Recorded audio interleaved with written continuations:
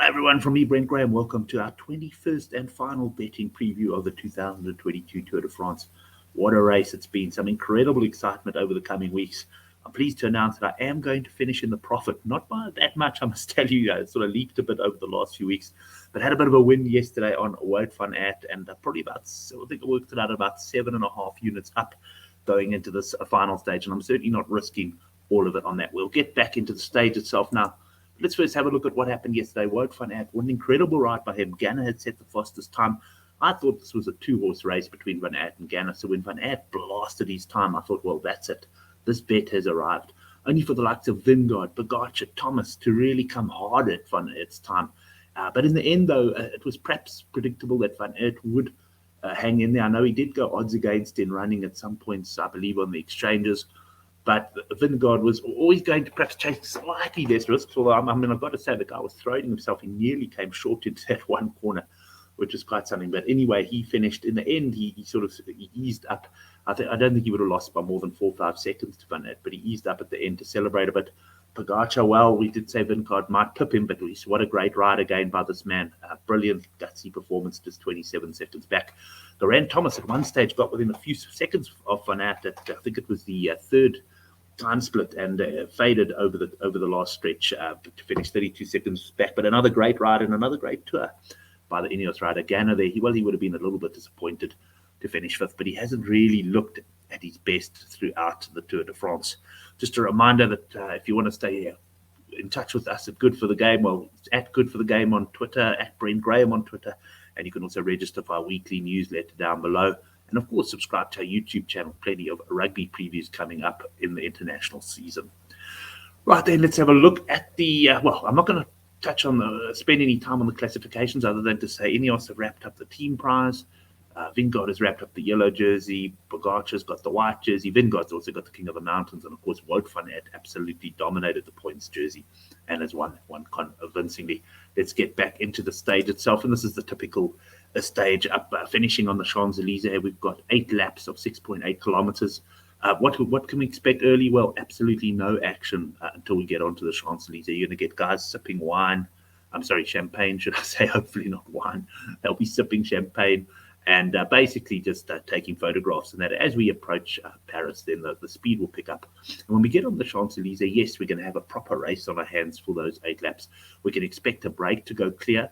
I don't think the sprinters teams are going to let anything too strong go. So we're going to see maybe 5 or 6 riders in the break. If it's much bigger than that, it'll be interesting because a lot of teams are going to try and put guys in the break. They've got no chance of winning the sprint.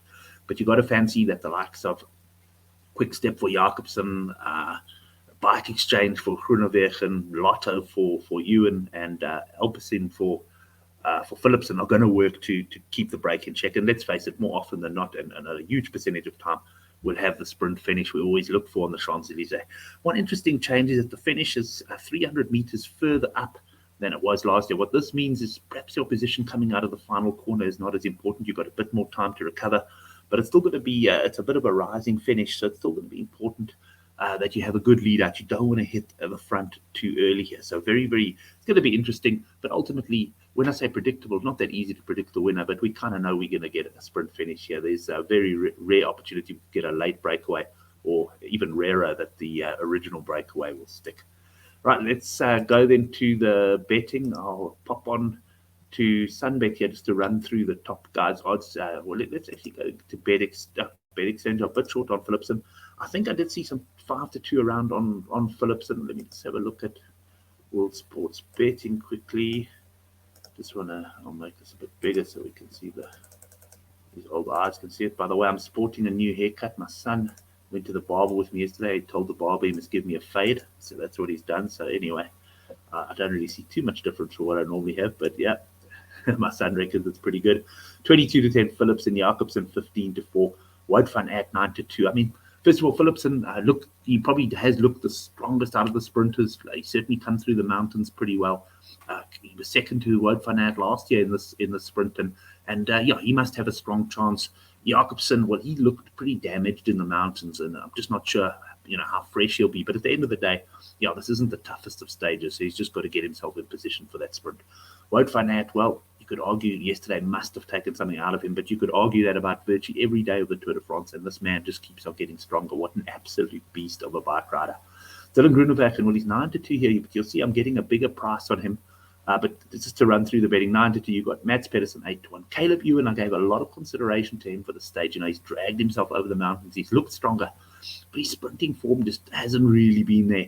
And although he is a past winner on the Champs-Elysees, I'm going to swerve Ewan. He was very much one of the guys that I thought offered a bit of value, but in the end, I'm just going for one bet. This is not the stage to try and make a massive profit on, quite frankly. And not only that, but it's also not the stage to it's not the stage to try and chase losses either. So here's my bet for the day.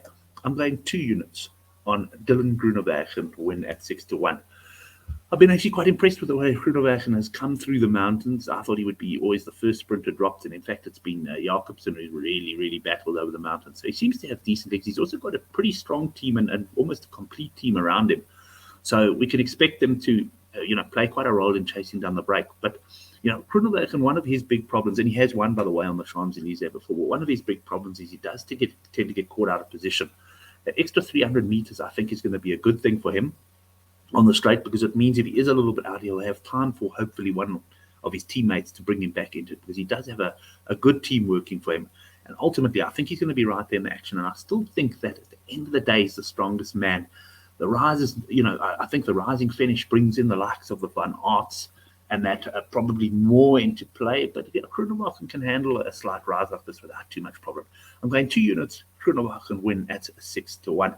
Well, everyone, that's it. That's it for the stage. I might take a match bet or two, in which case I'll post that in the Good for the Game forum. I will put a link down below the video to that. But yeah, it's been great previewing this event with you. I am absolutely buggered after 3 weeks. I must say, I did see a post, I think it was on Twitter, I think it was Cycling Mole, saying something about, imagine a 2-week tour without rest days and a sort of split this, different types of stages. And I must admit, 2 weeks might be the way to go, but I don't think we'll ever go there. And at the end of the day, I know that next week I'm going to be having withdrawal symptoms as the Tour de France has ended. Thank you, everyone. I hope you enjoyed the videos. If you do, just give us a like, maybe give us a subscribe to the channel. Thanks, and enjoy the final stage.